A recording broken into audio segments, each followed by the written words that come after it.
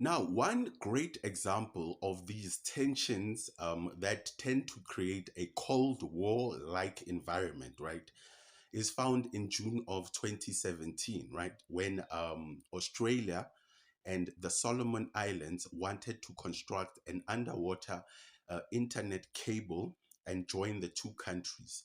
This cable was to be a length of 4,500 kilometers. Now, everybody is happy about this project. Australia is happy about the project. Solomon Islands is happy about the project. The Asian Development Bank, which actually is funding the project, is happy about the project.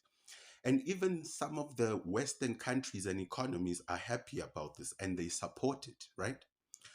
So the president of Solomon Islands, right, after the financing and the encouraging and the advertising of this project, he goes ahead and appoints Huawei Marine, right, to basically install, supply, and design and install the cables, right, that will be joining Australia and Solomon Islands. Now, this didn't go well with the Western partners who were supporting us. It didn't go well with the States, right? And it didn't go well with Australia, right? And then they started to create chaos in Solomon Islands to a point where that president was deposed, right?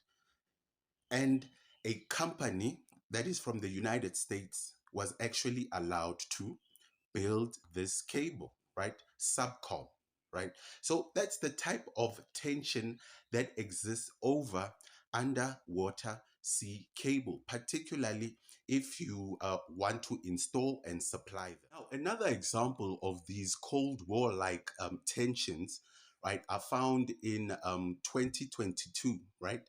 When China was requested to repair certain underwater sea cables that belonged to AT&T, right, and Microsoft, right, and certain software companies that you find in the States. Now, by May 2023, Microsoft was reporting that they had detected a state controlled entity tapping into these undersea water cables for espionage and surveillance. Now, it got to a point where now the West, particularly the United States, now has decided to keep certain underwater internet cables away from the territory of China, right?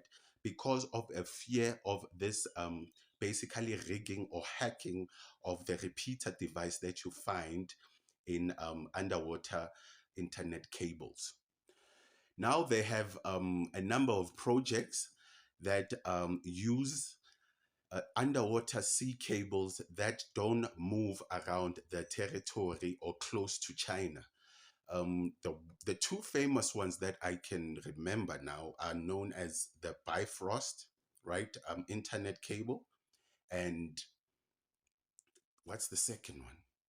The Bifrost and the Apricot internet underwater sea cable. Now, the third example of these tensions, right, is seen in an underwater internet cable called the See Me We I6 underwater cable, right, which will connect Paris, right, to Singapore. This contract or this tender was won by China, right?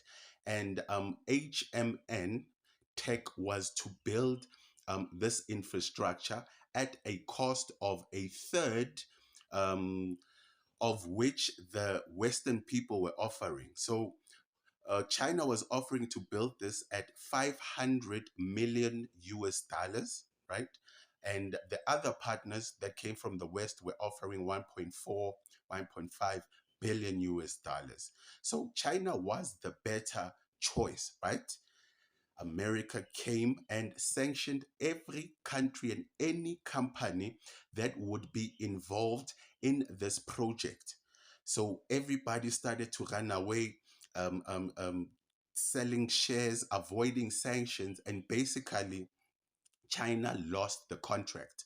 It lost the contract to Subcom because of the bullying of US, throwing sanctions to people who were involved in this project, Chinese companies and other European companies which were actually involved.